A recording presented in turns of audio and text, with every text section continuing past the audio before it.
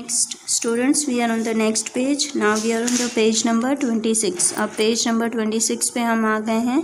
तो इसमें एडजेक्टिव्स का फिफ्थ फॉर्म आ गया है. अब फिफ्थ फॉर्म में आपको क्या करना है, मोर एंड मोस्ट ऐड करना है. कुछ ऐसे वर्ड्स होते हैं एडजेक्टिव्स के जिनका हम ER या EST से काम नहीं चला सकते हैं, तो वहाँ पर हमको मोर और मोस्ट लगाना है. एग्जाम्पल में दिए हुए हैं दो वर्ड्स जैसे करेजियस, तो करेजियस का हो जाएगा more courageous and most courageous.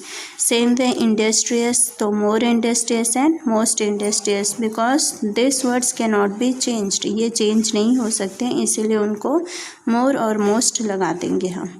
अब रिमेंबर क्या चीज़ें हैं जो आपको याद रखनी चाहिए. Usually most adjectives of one और more than one syllable form the comparative by adding ER and the superlative by adding EST. ज़्यादातर मतलब ज़्यादातर एडजेक्टिव्स जो होते हैं उनमें हम ER और EST लगा देते हैं. Adjectives of more than two syllables form the comparative and superlatives by putting more and most positive. अब अगर अपने वर्ड्स में अगर एक से ज़्यादा या दो से ज़्यादा सिलेबल्स हैं, सिलेबल्स का मतलब वर्ड्स यानी कि जो वॉवल्स होते हैं उसके अलावा सिलेबल्स यानी ज़्यादा वॉवल, अगर वो ज़्यादा हो रहे हैं तो हम उसको मोर और मोस्ट से ख़त्म करेंगे, यानी more courageous and most courageous and before the positive, positive के आगे. अब उसके बाद है syllables are units into which the word is divided. Syllables वो होता है जिसमें वर्ड जो है अपना वो दो फॉर्म में दो अलग अलग भागों में डिवाइड होता है. They contain a vowel sound and usually one more consonants. अब उसमें साउंड करता है वोवल से लेकिन होते हैं ज़्यादा कंसोनेंट्स. उसके बाद दिया हुआ है आपका एक्सरसाइज जी. एक्सरसाइज जी में आपको क्या करना है, right the comparative and superlative degrees of the adjectives. अब ये रहे वर्ड्स और इनके कंपैरेटिव और सुपरलेटिव डिग्रीज आपको लिखने हैं. तो अब इतना चैप्टर हमने पढ़ लिया है, आई होप इनको आपको समझ में आ गया होगा. जैसे एक दो एग्जाम्पल बता दे रहे हैं, बाकी आप कर लो. ग्रेट है तो ग्रेटर ग्रेटेस्ट, शॉर्ट का शॉर्टर शॉर्टेस्ट, ब्राइट का ब्राइटर ब्राइटेस्ट, लॉन्ग का लॉन्गर लॉन्गेस्ट. इस तरीके से ये 5 दिए हुए हैं, ये 5 आप कर लेंगे और अगर आप नहीं कर पाएंगे तो इसका PDF आपके पास पहुंच जाएगा. Now next is irregular comparison. Irregular comparison, irregular का मतलब जो कभी कभी होता है, ऐसे comparison. The comparative and superlative forms of some adjectives are not formed from the positive degree.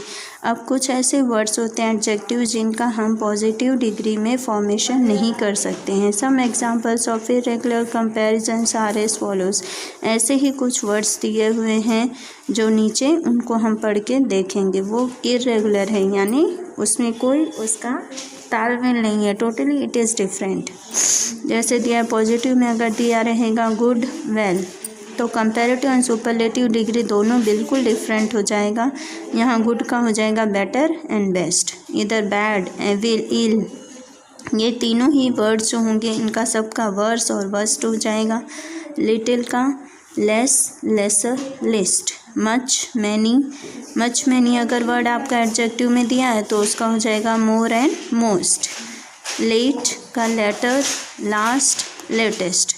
अब इसमें लेटर तो दिया रहेगा लेकिन सुपरलेटिव में आप लोग ये सोचेंगे कि इसका लेटेस्ट ही आना चाहिए, ऐसा नहीं है, लास्ट भी आ जाएगा.